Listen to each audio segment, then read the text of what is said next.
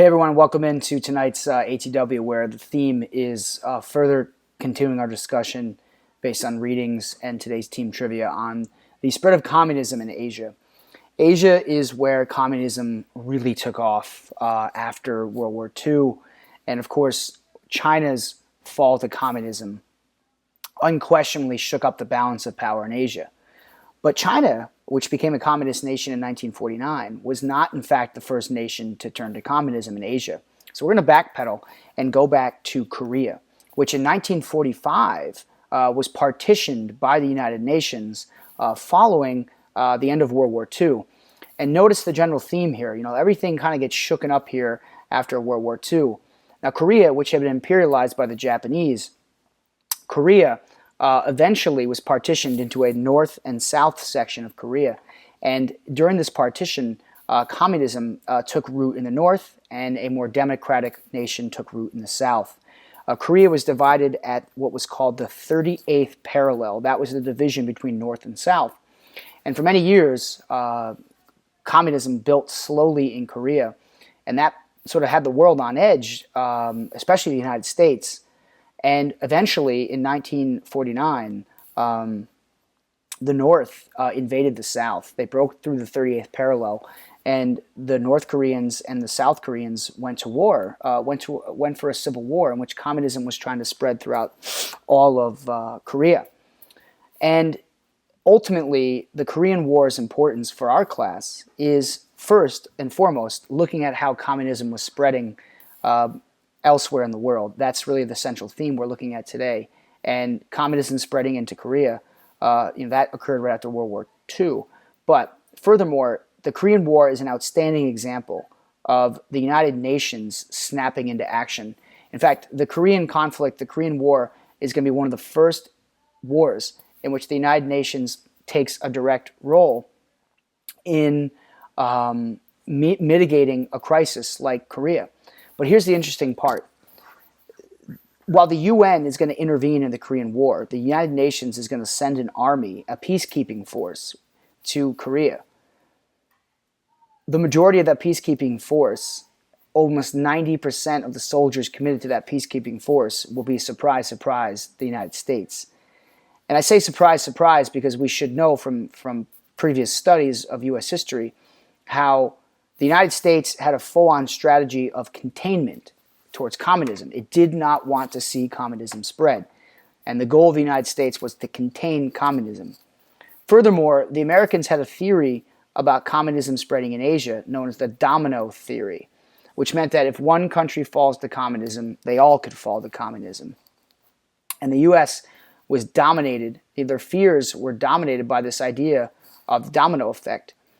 So the United States will commit almost 90% of the UN's peacekeeping force, and President Harry Truman, who was the president at the time of the war, authorized the American military to partake as part of the UN peacekeeping force. And so really, the Korean War is going to be a war fought between the North Koreans and the South Koreans for control of their country. But when the United Nations intervenes on behalf of the democratic South Korea, this has a very dangerous effect on the Cold War because the North Koreans eventually get assistance from Mao and the Chinese. And that's where the Korean War really turns into a potential major Cold War conflict. Ultimately, the Chinese invade North Korea, and they will come into the assistance of North Korea. And the Chinese entry into the war leads to what will eventually be a stalemate between the UN, U.S. forces in the south and the Chinese and the North Koreans in the north. The Korean War led to the deaths of millions of Koreans, and it led to the deaths of hundreds of thousands of Chinese. Thousands of American lives were lost, and other countries as well. You'll see these figures in class tomorrow. But the takeaway here, the real big takeaway is the spread of communism, right? North Korea, after the war, is going to be communist, and South Korea will remain democratic. And ultimately, and we just, wow, what an opportunity, right, for current events, because We just this past weekend, the leaders of both countries today had a historic meeting for one of the first times in a while. And Korea has remained a tense, divided country as a result of the Korean War. But this is also paramount for our purposes in the Cold War because it shows how the United Nations was getting involved. And it shows a pattern in which the United States, especially, was going to do whatever it could to contain communism. And that domino theory is going to be tested not just in Korea, but let's now shift gears further south to Southeast Asia, to Vietnam, where a very similar pattern emerges. Vietnam, just like Korea, had been imperialized by the Japanese. But after the war, when the Japanese were defeated, Vietnam was returned not to their own independence like Korea. Rather, Vietnam was given back to their European imperial power, which was France, who had controlled Vietnam since the late 1800s. Now recall, Vietnam was not referred to as Vietnam at the time. It was referred to as Indochina. And the French had ruled over Indochina since the late 1800s. And this is a very interesting dynamic because the Vietnamese people felt that they had fought hard against the Japanese, and they felt a sense of alienation over the fact that despite contributing to the Japanese's downfall, the Vietnamese people felt as if they had been robbed of their independence. And so this is a very unique situation in decolonization because the Vietnamese were not given their freedom after the war. In fact, they were returned to their colonial ruling power, the French. And as a result of that, what's going to start to emerge in Vietnam is strong opposition against the imperial ruling French. And one of the leaders of the anti-French movement in Vietnam was, ironically, a young Communist Party member who had studied in Paris. He had lived in Paris for a while. And his name was Ho Chi Minh. Ho Chi Minh. And Ho Chi Minh is going to eventually become a galvanizing force against the French occupation of Indochina, of Vietnam. And as a communist, Ho Chi Minh, in fact, very interestingly, wrote a Declaration of Independence. This is kind of an interesting story. He wrote a Declaration of Independence and modeled it on the United States' Declaration of Independence. But Ho, who sought aid from the United States to get rid of the French, in fact, was denied, and the U.S. was backing the French. And what eventually breaks out in the early 1950s is a brutal war of independence in Vietnam, in which Ho Chi Minh is going to rally with communist forces to overthrow the French. And the French will be defeated in 1954, and Vietnam will be a free country. Now, Ho Chi Minh became an enigmatic nationalistic hero in Vietnam because of the fact that he helped organize a revolt against the French. But what began almost immediately after the French were removed from Vietnam, what began was ultimately a situation very similar to Korea, that without an imperial power in place, the country turned to civil war. And so the North and the South Vietnamese began to fight each other for control of Vietnam shortly after the French were defeated.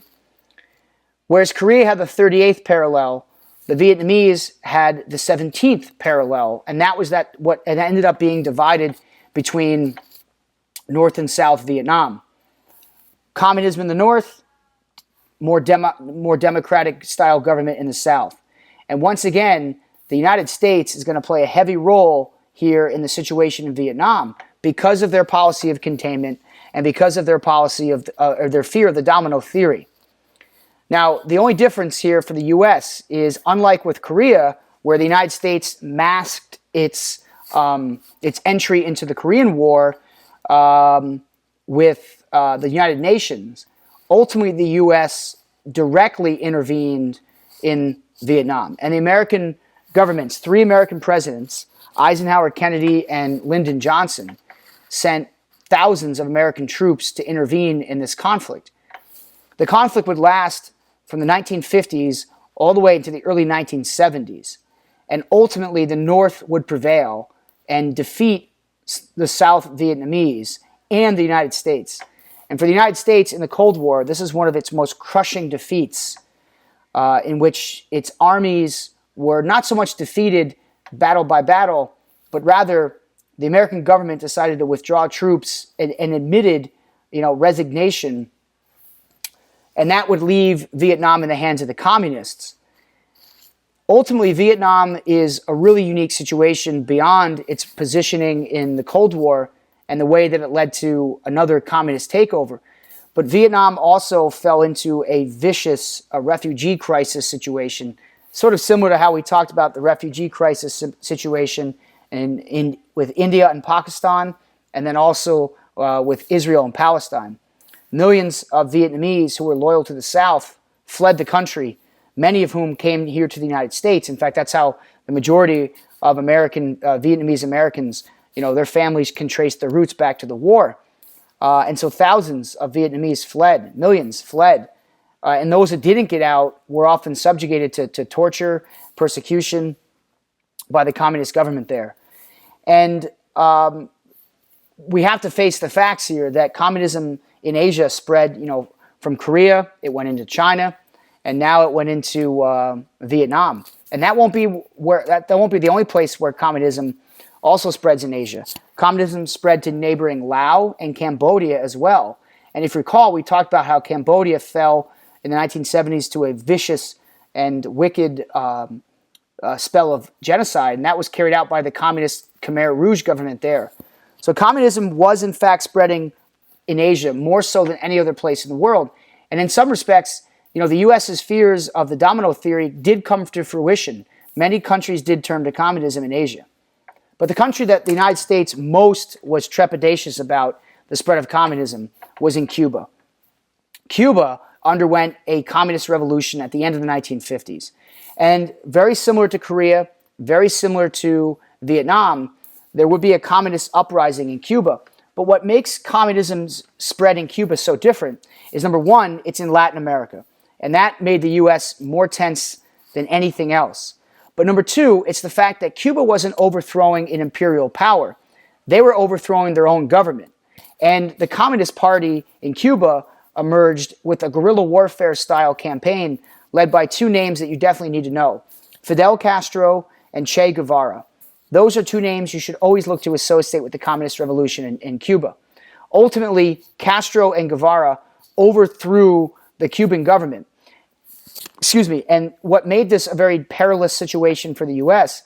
is that the United States had fostered tremendous relationships with the Cuban government before communism set in. America had a lot of business interests. America had a lot of economic interests there as well. And the overthrow of the Cuban government and the transition to communism really put the United States' relationship with Cuba on edge. And ultimately, Cuba will be the very center of the communist movement in Latin America. And this further created tensions between the U.S. and the Soviet Union when in the early 1960s it was discovered that the Soviet Union were building secret missile sites to launch nuclear weapons from the island of Cuba. And the world would hold its breath here for a week in October when President John F. Kennedy and the Soviet Union head after Stalin, whose name was Nikita Khrushchev, Kennedy and Khrushchev played a very dangerous game of brinkmanship where they literally pushed their countries to the brink of war until the Soviets eventually agreed to back down and take the missiles out of Cuba. The United States and the Soviet Union came this close to war in what was known as the Cuban Missile Crisis. And the Cuban Missile Crisis is a direct effect of how communism was spreading into Cuba.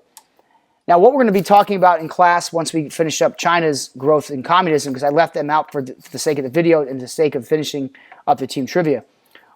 Sorry, there go the lights. I'm just going to finish regardless.